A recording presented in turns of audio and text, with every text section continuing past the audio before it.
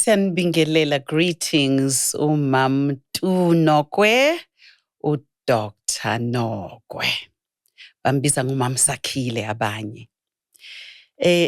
Ngicela nje ukuthi nginizwise la ngiphila khona. Incwadi engangiyibhalile, Journey of My Soul, kwakuyindlela yokuthi ingiphelezele la ngifuna ukuhamba ekukhanyeni. Le ncwadi ke ifana i-journal ngokomthetho, ngoba ngangibhala indlela engibona ngalo usuku nosuku engene kulona, noma ngingazi ukuthi namhlanje kodwa kuzoba njani. Angithi phela sama-artist ukungazi nje ukuthi yami njengoba kuNkulunkulu kufanele ngenzeni-ke namhlanje. Bengisizwa yilona ipeni-ke ukuthi ngibhale phansi. Ivele futhi into engingayenza. Ngiyakhuthaza kakhulu-ke ukuthi nabakhulayo nabadala uqobo bajwayele ukubhala, ngoba uma ubhala uyathula. Kusho ukuthi njengoba ubhala uthuli, khonto ilalele. Ney'mpendulo futhi zempilo ziyavela lapho, ngoba inhliziyo nengqondo kuhlale kunombuzo othize. Ngiyayijabulela-ke le ncwadi Journey of My Soul. It's a self-management diary kahle kahle. Manje-ke ngizimisele namhlanje ukuthi ngishare nani ukuthi noma ngasesiyona icover yayo incwadi yami benginibonisa nje, but i-gift le ngiphiwe umngani, this empty journal, ukuthi ey'nsukwini ngisebenzisa kanjani. Kodwa ngifuna ukushare nani umqondo ke wafika esengubheke namhlanje ngathi hawu, lo mqondo ubuvelaphi unje, ubhalwe ngesiZulu. So ngiyathemba ingane zami zizonibhalela ngesilungu ezansi. Ilanga ebengibhala ngalo kahle kahle kule journal yami bengihlanganisa iy'nsuku yihlangane, mhlampe mase kuwumgqibelo mina ngithi hawu, ngo-Thursday no-Friday seku-Saturday bengicabangeni bese ngigroupa ndawonye. Ke la bekuyilanga la ngomhla ka-3 kuJune elifola under u3 days loyo, kuphakathi imizuzu phakathi kwa-9 no-12. Imiqondo-ke uma ngifikele ngiyibize ngama-floating thoughts. I actually embrace floating thoughts. Kwesinye isikhathi ama-floating thoughts angifikela mangivuka ekuseni. Kwesinye isikhathi phakathi nje esikhaleni makuthulekile, hawu, lo mqondo bese ngifuna ipeni ngiphuthuma. Kwesinye isikhathi ngalithola ipeni ngikhulume kwi-phone. Kodwa ngithanda kakhulu ukubhala, ngoba mangibhala ngathi isikhiye, ngathi ngivula umnyango, ngoba kuvanze ukuthi kholokotho imicabango. So belikhona-ke ipeni, bengakalithathi laba abagangileyo njengoba selingekho nje manje, lihlala la ipeni lami. Lo mqondo lo isihloko sawo sithi abantwana esibakhulisayo. Abantwana esibakhulisayo, noma sibazele noma sibanikiwe nje ngokomoya kaNkulunkulu ukuthi sibeluse. Uma sibafundisa labantwana, sibafundisa okuthize noma ngabe yini esifuna bayazi, eyisibonelo esisuka kithi, noma sibakhuza kokuthize, noma sibabonisa indlela yokwenza okuthize, akungabi nje ukuthi sibaholela endaweni edukisayo. Kuyenzeka phela ngesinye isikhathi ngoba sibona sesikhulile uzoyitshela nje ingane noma yini, kodwa ngaphakathi uyazi ukuthi iyabheda-ke lento, kodwa uqhubeke ingane uyiholele endaweni ebhedayo. Ngamanye amazwi ngithi njengoba sesibadala, iy'ngane kufanele sazi ukuthi zifunda ngokubona. Uma kungenaso isibonelo esijule ngokwanele ukuze babone ukuthi kungani ngifundiswa lokhu, asingabafundiseli isizathu esibhedayo esifana nokuthi ngalinganisa, ngifuna ukuthi ubadlule mfana wami, ngifuna ukuthi nje ube ngaphezulu kwabo. I-wisdom lapho ithanda ukuba phansi. Ukufundisa kwethu abantu kuhle ukuthi ngokubona kwami lo mqondo ungifikele kanjalo. Kuhle ukuthi umfundise umuntu kodwa umjulise. Angakhi nje emoyeni ngesifundo omnike sona ngoba naso sikhe emoyeni. Ngoba uma umtshele ngendlela enjalo umntwana, uma eseyedwa sekufuneka ukuthi-ke lento omfundise yona ayisebenzise empilweni. Impilo isibhekene naye, isifuna ukumfundisa ukuthi emhlabeni kunje. Useyedwa qhwaba, awusekho wena lapho. Isilinganiso sakhe esiyisibonelo asifundileyo sizophelela lapho obumfundisa khona. Kuleyo level ombeke kuyona. Angazi noma niyangizwa yini Nkosi yami. Lento ifike ngolimi lwami isiZulu. Kepha ngiyayizwa ukuthi yapi. Ngamanye amazwi ithi ungamdukisi omunye umuntu. Ngoba noma ngabe wenza into wena ngokuhlakanipha kwakho, kodwa uyayazi uma icothoza ebumnyameni bendukiso noma icothoza ekukhanyeni bokuvusa umuntu.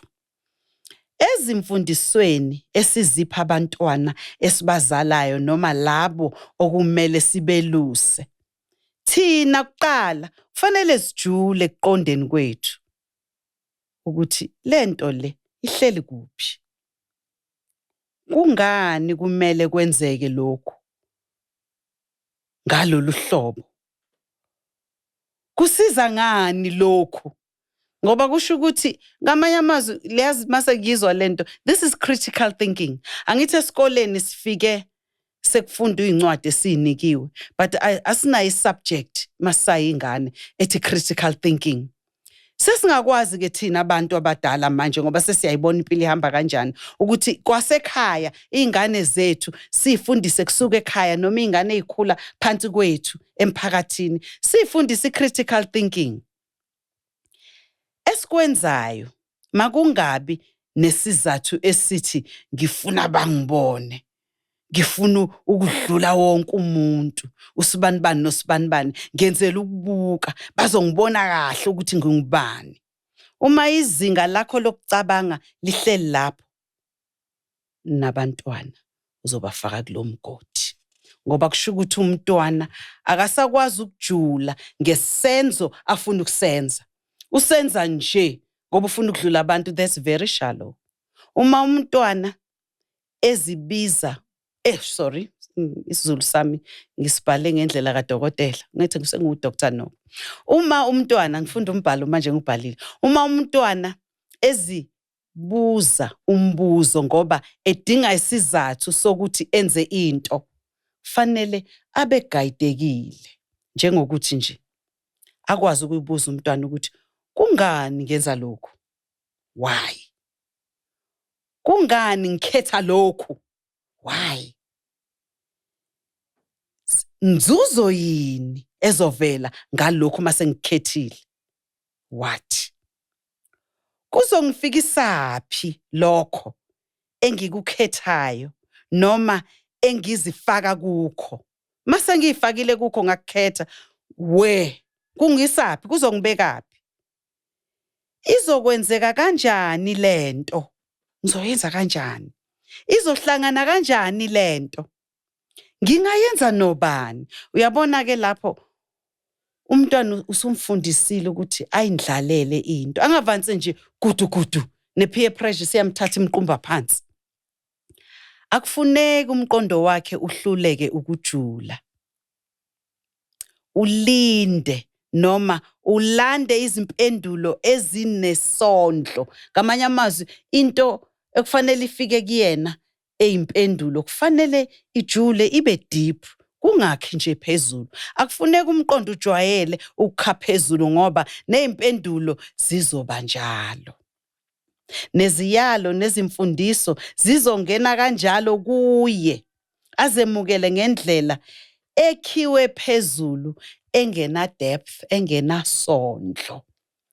Ingqondo efundisekayo iyakwazi ukukhula, ijule, ibe nokuqonda nobuhlakani bukamoya owodwa ophethe yonke indalo. Yiwo lo ojulileyo lo moya okumele sikwazi sonke ukuwulalela.